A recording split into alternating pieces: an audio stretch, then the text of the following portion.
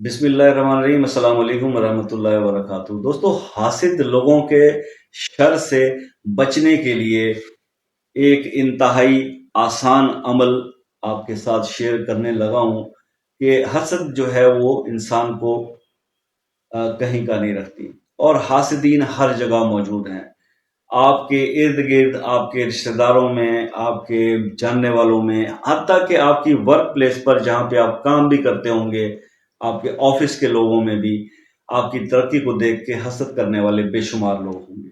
اب ہم کسی دوسرے کو تو ہم بدل نہیں سکتے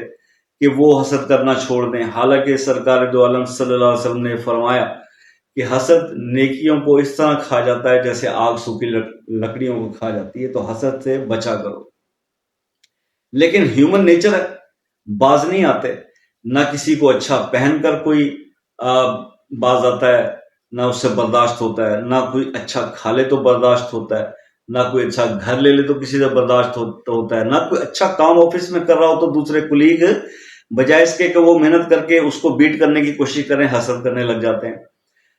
تو حاسدین کی جو نظریں ہیں یہ انسان کو پھر بربادی کی طرف لے جاتی ہیں، آپ کے لیے بھی بہت نقصان دہ ہو جاتا ہے، نظریں بد لگ جاتی ہے لوگوں کی۔ تو اب آپ ان حاسد لوگوں سے کیسے جان چھڑوائیں؟ دیکھیے، اب آفس میں کام کرتے ہیں، اچھی خاصی تنخواہ لگی ہوئی ہے، وہاں پہ حاسد لوگ ہیں، حسد کرنے والے، جلنے والے، تو آفس تو نہیں چھوڑا جا سکتا،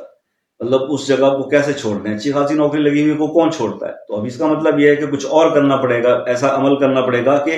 ان لوگوں کے حسد سے آپ محفوظ رہیں اور آپ کی جان ان لوگوں سے چھوٹ جائے۔ تو اب اسی طرح سے اپنے ملنے جلنے والوں میں ہے، اسی طرح سے ہمارے محلے میں جہاں ہم رہتے ہوتے ہیں، ہمارے ارد گرد پڑوس میں بھی ہوتا ہے،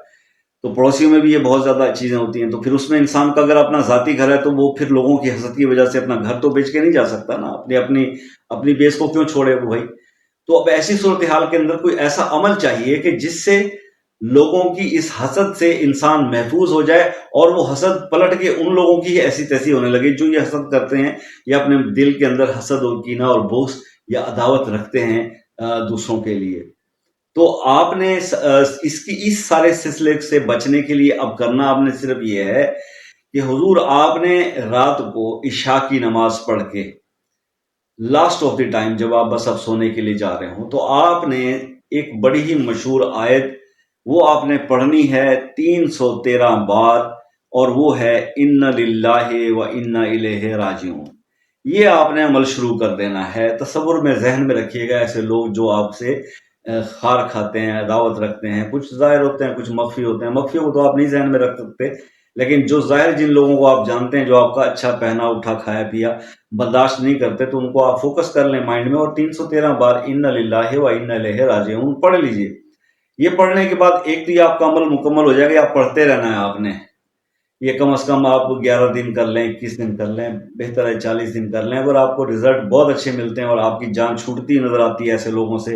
اور آپ اپنی فیلنگ آپ کو بہتر آتی ہیں،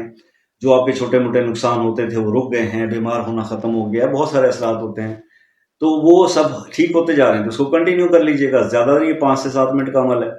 لیکن پھر بھی کم از کم آپ اس کو 11 دن 21 دن ضرور کریں۔ اور اس کے ساتھ دن کے ٹائم میں آپ نے، دن میں کسی بھی وقت آپ نے ایک بار الحمد شریف اور 3 بار کل شریف پڑھ کے اس کا جو ثواب ہے وہ حضور پاک صلی اللہ علیہ وسلم کے ذریعے تمام امت محمدی صلی اللہ علیہ وسلم کی ارواح کو جو اس دنیا سے چلے گئے، یہ آپ نے یہ ثواب بھیج دینا ہے۔ بس یہ اس طرح کا یہ آپ کا عمل ہے، یہ آپ کر لیجئے، انشاءاللہ آپ کی حاسد لوگوں سے، حسد کرنے والوں سے جان چھوٹ جائے گی، اور وہ اپنی حسد کی آگ میں خود ہی جل جائیں گے۔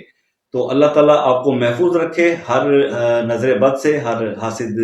انسان سے آپ کو محفوظ رکھے۔ دعاؤں کی درخواست رہے گی، بھائی کو دعاؤں میں یاد رکھے کہ آپ کی دعاؤں کی بہت ضرورت پڑتی ہے مجھے۔ تو اسی طرح سے جس کو اجازت کی بات ہو تو وہی بات کہوں گا کہ کمنٹ کے اندر اللہ اکبر سبحان اللہ لکھ دیں، اجازت ہے۔ تو ملتے ہیں نیکسٹ ویڈیو میں، تب تک کے لیے مجھے اجازت۔